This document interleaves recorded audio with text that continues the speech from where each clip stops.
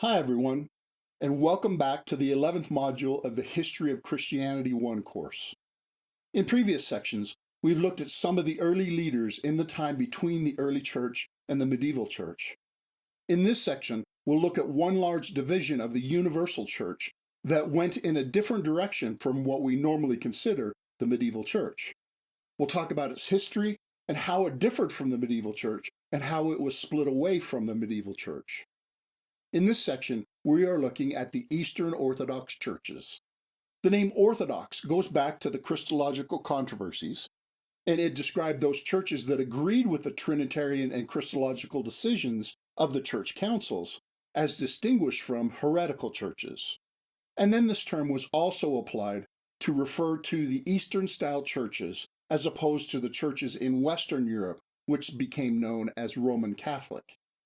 Those Eastern churches mostly consider themselves as the true Orthodox Church, and many of them consider Western churches, that is, Roman Catholics and Protestants, to be less true and less connected with the early church and the apostles. We'll look at some history and characteristics of Eastern Orthodox churches, as well as how they became distinct and separate from the Western churches. And let's start with the timeline, to place these events in the chronology with some of the other things that we've been studying. You may remember that Constantine moved the capital of the Roman Empire to Constantinople in the east. That happened in 330 AD. In 395, the Roman Empire split into two, with the Western Empire headquartered in Rome and the Eastern in Constantinople. Then in 410, Rome was sacked by the Visigoths, which significantly weakened the Western Empire. The Council of Chalcedon was 451 AD, and that set the tone for much of Eastern Orthodoxy. Then starting in 629 AD was the Muslim invasions of the Eastern Mediterranean, including the Promised Land, Egypt, and most of North Africa.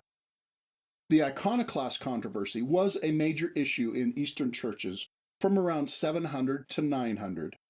Then in 862, Cyril and Methodius began their missionary work among the Slavic peoples. And finally, the Great Schism between Eastern and Western churches officially happened in 1054 AD. Those are some of the dates of major events covered in this section, and I hope you notice the larger amount of time covered by these events. The history of this section happened over centuries. Now let's transition to look at the history in more detail. Of course, we've already seen much of the history of the churches of the Eastern Mediterranean. The Trinitarian and Christological controversies happened mostly in the Eastern Church. People like the Cappadocian Fathers and John Chrysostom were part of the Eastern Church, and they were foundational for later Eastern Orthodox Christianity. Then, when the Roman Empire split into two for political reasons, which had nothing to do with the Church, these Eastern churches were simply the churches in the eastern half of the empire. The West was centered around Rome and primarily spoke Latin, so the Western Church was led by the Bishop of Rome. The East was centered around Constantinople and primarily spoke Greek. The Eastern churches had headquarters in Constantinople, but also in Antioch, Alexandria, and Jerusalem, with patriarchs leading from each of those locations. But after the Islamic invasions conquered the other cities, Constantinople became the leading center of Eastern Christianity under the Patriarch of Constantinople. Before the rise of Islam, the church was still expanding to the north, east, and south. It was growing in Egypt and Ethiopia, in Persia, and in India. But then the rise of Islam directly hindered the Eastern Church. Most of the lands in the east and south were lost to Islamic wars, and the church was decimated. The church was weakened in those areas and stopped expanding to the east and south, pretty much. But it still survived in most of those places. However, the church continued expanding to the Baltic states and Eastern Europe to the north of Constantinople. One noteworthy example is two brothers named Cyril and Methodius. They were both monastics who were working towards evangelizing the people northeast of the Black Sea.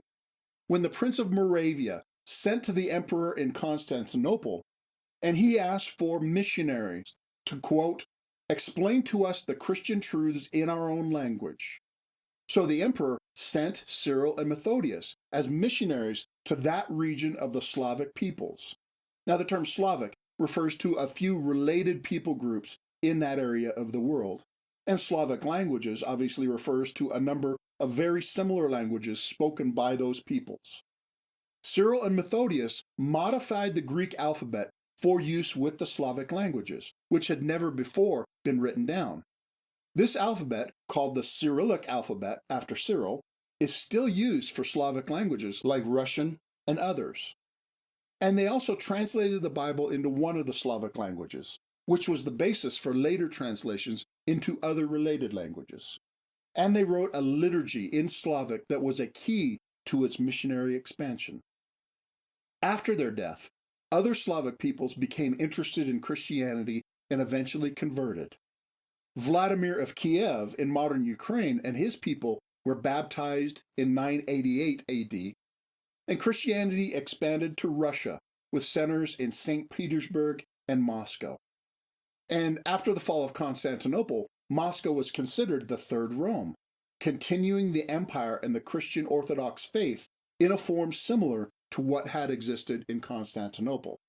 And other Slavic peoples were reached in other parts of Eastern Europe. Now I want to look at a couple of things in more detail to illustrate Eastern Orthodoxy. The first is the life of John of Damascus.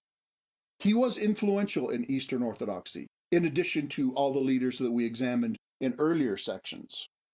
John was born and served in Damascus in Syria, which was then under Muslim rule. He worked for the Muslim ruler there, like his father had done, but then he quit to become a monk. He wrote an influential work called The Fount of Knowledge. This is a collection of the writings of earlier Greek fathers. He wrote, "Like a bee, I shall gather all that conforms to the truth. I'm not offering you my own conclusions, but those which were laboriously arrived at by the most eminent theologians, while I have merely collected them and summarized them as far as was possible into one treatise." Now that work had three parts. The first is a discussion of philosophical terms and concepts, especially theological terms used in formulating doctrines of Trinity and Christology. In other words, there is a definition and discussion of terms like ousia, homoousios, and hypostasis, among many others. The second section is a brief summary of 103 different heresies that had afflicted the church up to that time. And then the third section is an exposition of the Orthodox faith, a systematic summary of the teachings of the early Greek fathers, concentrating especially on the Trinity and Christology. Remember, he was writing this in the context of Islam, gathering the truth of the Christian heritage to testify about Christ among Muslims, as well as to protect and encourage the church in what they believe. And John was also involved in the controversy over the use of icons in Christian worship. And that's the second issue I want to examine in detail. This is the controversy about the use of icons, usually called the Iconoclast Controversy. Now, in terms of this controversy, the term icon refers to a picture, typically a painting. It doesn't refer to a statue or sculpture, mostly. These paintings were usually of Christ, but sometimes of Christian saints and other leaders. And the term iconoclast means a smasher of images, and that refers to a person who was against the use of images in worship. And this group sometimes destroyed these icons for reasons we'll examine in a second. And then the term iconojule means a worshiper of images, and that of course refers to the people who accepted and participated in the use of icons during Christian worship. Now let's look at the arguments that each side used either for or against using icons in worship. First are the arguments used to argue in favor of using icons. These are the arguments used by the iconojules, and John of Damascus argued for the use of icons. Remember that he was writing in the context of Islam, which was fanatically against any image representation, and John defended the use of icons and images. He wrote, "I do not worship matter. I worship the God of matter, who became matter for my sake and deigned to inhabit matter. who worked out my salvation through matter. I will not cease from honoring that matter which works for my salvation. I venerate it, though not as God. The iconodules argued that icons don't necessarily lead to idolatry and can be used profitably for worship. They stressed that icons were not worshipped, but were venerated. They argued that icons bring holy things to our remembrance and therefore can be helpful to jumpstart our worship. And they argued because God became incarnate, that sanctified material things and therefore authorized the use of images. And because humanity is made in the image of God, God has therefore okayed the making of images. And then finally they argued that illiterate people need images by which to be taught. They can't read, so they need pictures which they can understand. And the iconoclasts responded with some arguments against the use of icons. They pointed out that the use of images in worship is forbidden by the second commandment, which says, "Do not make any idol or image." And they argued that icons normally do lead to idolatry, the worship of images. And the difference between venerating an image and worshiping an image is too small to protect us from idolatry, because they're virtually the same thing. They taught that even though the leaders may not intend the icons to be worshipped, the uninitiated people will be stumbled by them into idolatry. And the iconoclasts claimed that icons distort the true nature of God by trying to represent the invisible God by something visible. It brings the infinite God down to the level of something that can be pictured. And then when responding to the argument that illiterate people need pictures, the iconoclasts suggested that wouldn't it be far better just to teach them to read? Because the word and verbal revelation is at the heart of the way that God has revealed himself to humanity. And to ignore that and try another way of teaching about God is to work against God, and to work against the way that God has created us, and to work against the way that he has taught us to know him. Now, these second kind of arguments have been echoed in a more recent work called The Vanishing Word by Arthur Hunt, which I highly recommend. Hunt works through history and shows that whenever the written and spoken word has been primary, the church has been strong. But whenever the church has relied on images, the church has been weak and declined. Because Christianity is based on historical reality codified in verbal revelation. And we're to be people of the book, because that is the way God has designed us to work. So we should not try to outsmart God by trusting in visual communication when God has prescribed verbal communication as his primary means of revelation. Now, historically, the iconoclasts won the argument at first for a while, but eventually the Eastern churches became much more open to the use of icons. And so icons are typically used in Eastern Orthodox churches, even until today. And the Western churches have historically been iconoclast. Now, speaking of the Western and Eastern churches, that brings us to what is called the Great Schism. This is the official break between the church organization of the West and the church organization of the Eastern churches. This division did not happen all of a sudden, completely out of the blue. Rather, it was the climax of a process that had been developing for centuries. Now, let me start by pointing out that Christianity was never unified organizationally in administration and such after Acts chapter 15. Rather, the churches were unified in brotherly love and mutual respect and help, but they mostly had separate leadership, doing their own thing in different regions. There were many different geographical locations with localized bishops and administrations. And we've already seen that there were a few main centers of influence: Rome and North Africa in the west, Jerusalem, Antioch, Alexandria, and Constantinople in the east. Constantinople became the main church leadership center in the east. For quite a while, the east and west had been growing apart. And the reasons being that they were obviously separated geographically in a time where travel was much more difficult and time-consuming, and also because they spoke different languages. and because they had growing differences in the liturgy and ritual used in their worship gatherings, and because they were living in different political situations, especially after the move to Constantinople and the fall of Rome. We have seen that there was some unity and cooperation in the ecumenical councils fighting against heresies, but that cooperation was occasional and temporary, and there were tensions between different geographical groups, even when they were cooperating. However, there had always been a mutual love and respect among all the churches. They were unified in heart, love, and purpose, to the extent that they all were faithfully united to their common Lord and walking in obedience to his purposes. But over time, there were growing tensions between different leadership in different geographical centers. And the reasons are completely understandable, knowing human nature. In the early centuries, the Roman bishops had grown in influence because they were at the capital of the Roman Empire. And they also grew in their claims to special power and privilege over the church. Over the centuries, the Roman Church claimed a special connection with the apostles. And this grew even more after Constantine's conversion and the church becoming official. We saw in earlier sections that the church leaders sometimes confronted the political leaders and exercised influence over them.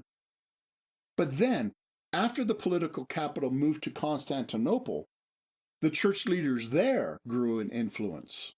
The patriarchs of Constantinople eventually overshadowed Alexandria as the main leader in the East, although the Eastern Church never had political influence over the emperor. And so, there was somewhat of a rivalry mentality between Rome and Constantinople for centuries. One example of this is one of the lesser-known pronouncements of the Council of Chalcedon. It argued that bishops of Rome had enjoyed heightened prestige and authority because they were in the capital city of the emperor. But now, it argued, because the capital has moved to Constantinople, the Bishop of Constantinople now has this heightened prestige and authority. And there was growing mistrust between the East and the West. The patriarchs of Constantinople at one time stopped including the Roman popes on their list of theologically trustworthy authorities. And there were theological controversies. One example is the Filioque controversy. That is, the Western churches added the Latin word filioque to the creed without involving the Eastern churches in that decision. There was disagreement whether that word should be in the creed. Now, that was a theological disagreement about the relationships within the Trinity that we won't go into here, but a large part of the issue was that the Western Church unilaterally made this change on their own without consulting the other churches. Like I said, this rivalry was simmering and growing for centuries.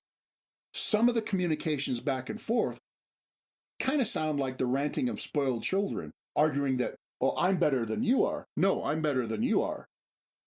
There was more concern with the affairs of state and personal pride and power than there was concern for the Great Commission and making disciples. The church was being sidetracked from its mission by this rivalry and political maneuvering for temporal power. And then finally, this rivalry came to a climax in 1054. Rome sent an ambassador to Constantinople, and everybody agrees that this ambassador was an arrogant jerk. He said, "As a hinge remaining unmoved opens and shuts a door, so Peter and his successors have an unfettered jurisdiction over the whole church, since no one ought to interfere with their position, because the highest see is judged by none." In other words, he said, the Roman Pope is the boss, period. Do what he says, period. And then when Constantinople told him basically go fly a kite, he delivered an official notice that the Patriarch of Constantinople was excommunicated from the church by the authority of the Roman Pope. And the Eastern churches responded by excommunicating the Pope out of the church by their own authority. In other words, the West and the East kicked each other out of the church. This is called the Great Schism, the final formal break between the Eastern and Western churches. It had been brewing for a long time, but it became official in 1054. And from that time, the Western and Eastern churches have pretty much operated completely independently. They had occasional relations. For instance, Constantinople appealed to the West for help against the Muslim invasions, but the West didn't really help long term. And the Crusades made the East-West relations even worse, as we'll see in a later section. It was not until the 20th century that there was any thawing in relations and a move towards cooperation. After the Great Schism, each church claimed to be the original apostolic church, faithful from the beginning. Each church claimed to be the faithful true church and claimed the other to be a second-class splinter group. That's the history behind the split that made the Eastern Orthodox churches different from the Roman Catholic Church in the West. Now, for the rest of this section, we'll look at the characteristics and practices of Eastern Orthodox Christianity. Here are some defining characteristics of Eastern Orthodoxy, especially those that distinguish them from Western churches. Eastern Orthodox churches have distinct theology and even a distinct approach to theology and doctrinal thinking. We will come back to the specific doctrines in a minute. However, I need to say, not all churches in the East are considered Eastern Orthodox. There are still some Eastern churches, such as some Coptic Christians, who can be characterized as Nestorian or Monophysite, and churches that were outside of the Roman Empire and outside of that political influence. These, among others, are churches that have never agreed with the Chalcedonian definitions, so they're technically considered as separate churches who are in the East, rather than being Eastern Orthodox churches. Eastern Orthodox churches are usually characterized by centralized organization. They typically have an episcopal style of church government under the patriarch of the church. The patriarchs are similar in function and authority to the popes of the Roman Church. However, the Eastern churches historically have had dramatically less temporal power and influence in their regions compared to Rome in the medieval period. Even though the Eastern churches typically had less influence in the state, they have typically been in a closer relationship with the state. Eastern Orthodox churches tend to be state churches, and that means that there's not one Eastern Orthodox church organization, but rather a few Eastern Orthodox churches connected with their nation and/or ethnic group. We'll come back later to look at a few examples of the specific Eastern Orthodox churches. But each Orthodox church is typically part of the people's national and/or cultural identity. Therefore, they have a certain prestige and givenness in a particular location. For instance, there's an attitude that if you're a good Russian, you're Russian Orthodox, or if you're Greek, you're Greek Orthodox. Now, at different points of time, this cultural identity has been challenged by outside forces, but the church has provided a unifying identity to resist those forces. For instance, under the Ottomans, Arabs, and Soviets, some of the different state Orthodox churches were sometimes suppressed, sometimes given freedom, but they were usually controlled in some fashion by outsiders. But even when oppressed, they helped the people retain their ethnic and national identity in resistance to oppression. Now, those are some of the general characteristics of Eastern Orthodox churches. Now, let's look more closely at the doctrines of the Orthodox Church. As I mentioned, there is a focus on Christology and Trinity, which flowed out of the early controversies where the Orthodox understanding prevailed.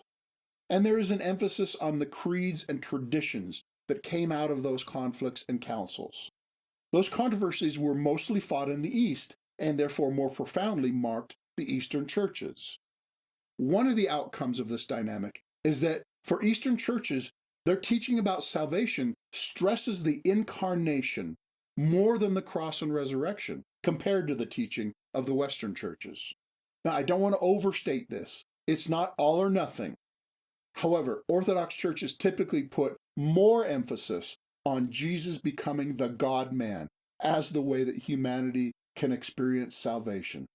And they downplayed a little bit the legal payment for sin on the cross and resurrection, as opposed to the way that Western churches see it. Therefore, for the Orthodox, Christmas is typically more important than Easter in their thinking. And there's not much emphasis on salvation by grace through faith. Rather, the focus is on becoming like Christ and fully experiencing the life of God as the way of salvation. And Eastern Orthodox churches typically put church tradition on an equal level of authority with Scripture. Again, that's an overstatement, which is not true in every case. But from the point of view of Protestants, that's always a bad move whenever it happens. And Orthodox theology tends to be more philosophical, more speculative, abstract, and mystical compared to the West, especially compared to Protestants. A lot of Eastern Orthodox thinking downplays mental thinking and doctrine in favor of experience and mysticism. And that's one of the reasons for their liturgical traditions, which we'll see in a moment. Now, I mention these things to demonstrate the differences between the Eastern and Western churches, but there's also a lot of doctrine and tradition that is common between East and West. And there are many good and faithful Christians and churches in each group. And that brings us to another typical distinct practice of the Eastern churches. Eastern Orthodox worship is high liturgical worship. Now, there are many examples you can find online if you want to watch an Eastern Orthodox service. They are usually filled with ceremony and drama. They are characterized by what someone called smells and bells. That is, Eastern churches use icons and various tools, and they burn candles and incense in their liturgy. The leaders typically wear very ornate vestments and go through carefully prescribed actions. However, compared to a typical Roman Catholic liturgy, the people are much more active and involved in Orthodox liturgy. There's often responsive readings and chanting in which the congregation participates. Traditionally, they don't use musical instruments, just singing, but there is a lot of singing. The Eastern liturgy is fairly rote and does not change form. Orthodox churches have a fairly fixed tradition, for good and bad. Their liturgy was influenced by the Cappadocian Fathers, whose influence is still seen today. Now, whether or not you appreciate the smells and bells ceremony of High Liturgy, everyone agrees that Eastern Orthodox liturgy is theologically rich and deep.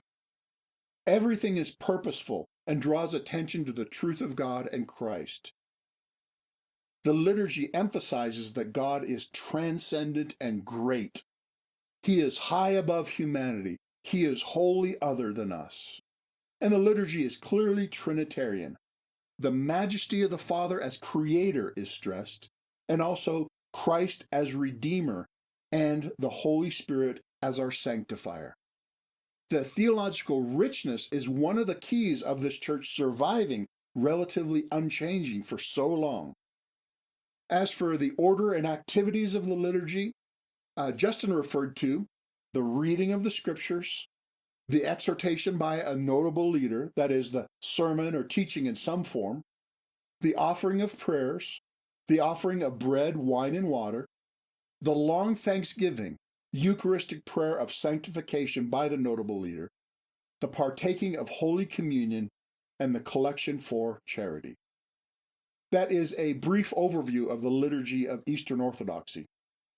But I also have to mention that the term Eastern Orthodoxy covers a large variety of churches. The term covers a lot of geography and a lot of time. There are some common characteristics, but there's also a huge diversity of churches, and that includes different levels of quality and historical faithfulness to Christ over the centuries. Some has become stale tradition without scripture and with little evidence of the life from Christ, but some is healthy, even robust. There are different organizations, though each is at least theoretically still tied to traditional patriarchies. Each tradition has gone through various cycles of decline and renewal through a long history. Now let me mention just a few specific flavors of Eastern Orthodoxy. First is the Russian Orthodox Church. After the fall of Constantinople, Moscow was seen as the Third Rome, and the Russian czars thought of themselves as following in the footsteps of the earlier emperors. The Russian Church has exhibited pride in their national church, sometimes by claiming they're better than Greek Orthodox, Protestant, and Roman Catholic churches. The Roman Church was strongly suppressed by the Soviets last century, but the Church outlasted the Soviets. There was a true underground revival, partly aided by underground Protestants, but this proved stronger than communism. There were also Greek Orthodox churches that go back to the same traditions we've already talked about, and they're still around in Greece and the Balkan states and various places in the Eastern Mediterranean. For much of its history, the Greek Orthodox Church was oppressed by the Turks, but it still survives.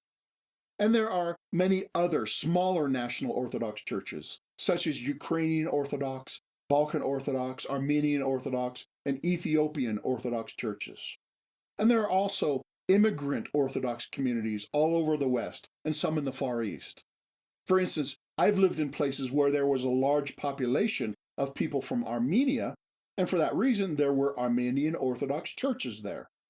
And wherever there are large groups of people who emigrated from Russia, you'll often find Russian Orthodox churches. They're no longer directly connected with the country of Russia, but they reflect the ethnic and cultural traditions of Russians living in other places. So now let's review. Eastern Orthodox Christianity came out of the informal differences between Eastern and Western churches, becoming an official separation at the Great Schism. Eastern Orthodox Christianity now has a distinct history and organization distinct from the West. It has distinct characteristic expressions of church, distinct theology, a distinct tradition of liturgy, and a variety of expressions and forms. And that brings us to some discussion and application questions. First, based on what you've learned about Eastern Orthodoxy, what positive principles have you seen that you think you should learn from and imitate? Describe what you've learned about the historical Eastern churches that is a positive example. What was good about it and why? What can Western churches learn from Eastern Orthodoxy? What principles have you learned from what they did? And how can you imitate and apply these good things in your own life and ministry? Next is the related question. What mistakes have you noticed in the historical events that we just worked through? Describe what you learned and what you think was not helpful in these historical events. What mistakes were made, and how were these things detrimental to the cause of Christ? How do you think these mistakes could have been avoided back in their historical situation? And knowing what you now know from historical hindsight, what could have been done better if you were in their shoes? What precautions can you take in your own life to avoid making similar kinds of mistakes? And how can the modern church, the church as a whole or your local church, how can they protect themselves against those kind of dangers? Next, from the growing historical differences between Eastern and Western churches, and from the Great Schism and how it was handled, what have you learned about the concept of unity in the larger church? What kind of church unity is good and necessary? What kind of unity is not necessary? What kind of unity could be harmful? What principles have you learned from the way the historical church handled those situations? How can we avoid sectarianism and/or syncretism in our own lives and churches? How do these principles apply to modern denominations and cooperation between different church traditions? And how can you personally apply what you've learned? Then, what have you learned about liturgy and ceremony in church worship? Describe what you think is good and why. Describe what you think is bad and why. What principles have you learned? What positive characteristics should we strive to learn from and imitate in our own local church services? What dangers should we avoid? Why are these things important for us to consider? And how can we apply these things today? If you were asked to redesign your local church's worship services based on what you've learned from the Eastern Orthodox churches, what would you change and why?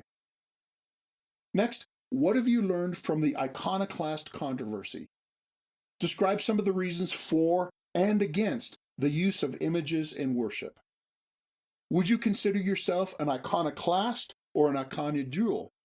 Explain your reasons for holding that position.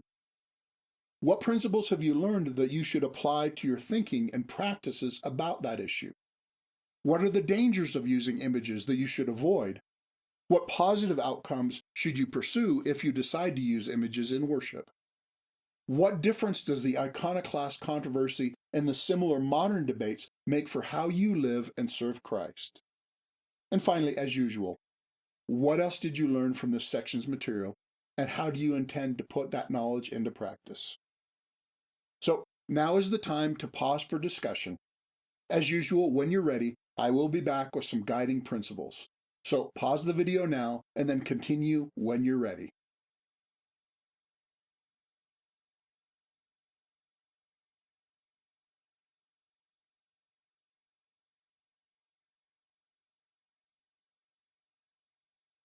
Now, let's look at some guiding principles we can learn from the Eastern Orthodoxy and the Great Schism. First, I suggest we think through the concept of unity. What is genuine unity and how can it be achieved? How important is it to have a unity of organization? And in history, was the Great Schism a bad thing? In modern terms, does this make denominations and different movements a bad thing? We need to work through and understand biblical unity in order to answer these kind of questions. And unity is a two-way street. Paul said that as much as it depends on you, live at peace with everyone. But that admits that it does not just depend on us. The other people also need to do their part if unity is to be possible. And we need to understand that it is not unity at all costs. Throughout history, heretics have tried to play the unity card in order to blackmail people to follow them so that unity won't be broken. In such cases, the Orthodox need to respond that actually you heretics are the ones breaking the unity, not us. So if you really care about unity, then you need to repent and change back to Orthodoxy, not demand that we follow you into heresy. And unity of heart and purpose, I think, is more important than unity of organization and expression. In other words, the more each of us draw closer and closer to God, the more we all conform to His heart and truth and mission, then the closer we will be unified to one another, even across cultures and organizations. And unity does not necessarily mean uniformity. And that leads into the second principle. Diversity of cultural expression is good. I think it's good that Christians in Korea speak Korean in their services and worship in ways that make sense in the Korean culture. Why would we expect them to do everything like we do? Why would we expect every church to look exactly the same? Now, of course, that does not mean that anything goes, or that every cultural expression is necessarily just as good as any other. Everything must be measured by the objective truth of God's revelation. So we can be flexible to fit our time and place in culture while still being fanatic about being completely faithful to God. And third, we should be thoughtful and intentional in the design of our liturgy. Every church service has a liturgy, whether it's high liturgy like Orthodox churches or whether it's informal liturgy like many independent churches. We all have a familiar pattern of what we do when the church meets together. And it's important to recognize that our liturgy serves a purpose. It can be used to disciple people into how to worship and how to live. So I suggest we work towards our liturgy being theologically rich and significant while still being accessible and inviting. We can use our worship design to point people to God and help them know God better. So leaders should occasionally ask, why are we doing what we're doing? And that also means that we can at least occasionally explain our liturgy and why we are doing things to the congregation. We can tell the congregation, this is what we're doing and here is why we're doing it. And we're doing this because this is what God is like, and this is how He has taught us to relate to Him. And finally, in every generation, we need to work through the Iconoclast controversy. We should think through whether to use images in worship and or how we use images in ministry if we decide to. We should always strive to avoid idolatry and strongly protect people from idolatry. And therefore, we should never trust using images without strong guardrails. We should be strategic and thoughtful about how we use or don't use multimedia. Don't just follow the trend, but study and pray through biblical principles and strategies. Visual art can be a great servant if used well and intentionally, but can be a horrible master if we use them indiscriminately.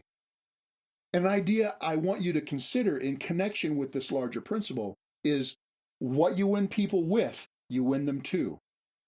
If you rely on flashing lights and an entertainment circus to try to reach people for Christ, you're subtly training people to rely on excitement and entertainment.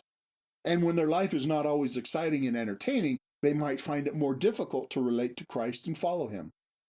Now, of course, I'm not saying we should make it boring, but we should always keep the truth of Christ more central than our emotional or visual experience. God has chosen the Bible as the primary way we receive his revelation today, the primary way he speaks to us, and our worship and ministry should conform to this by giving verbal communication more of a priority than visual communication. Now, as usual, we've covered a lot of material in this module, covering centuries. There is much, much more to be learned if you wish to follow up on your own. But I hope this has given you a survey understanding of this portion of the historical church, why it matters, and what we can learn from it. And I pray that God will help you think through their example, both good and bad. And I pray that he will give you grace to wisely apply what you've learned, so that you can serve him more strategically and more fruitfully in whatever you do. In the next section, we will look exclusively at the church in Western Europe in the medieval period, and I hope you join us there. Thanks for watching.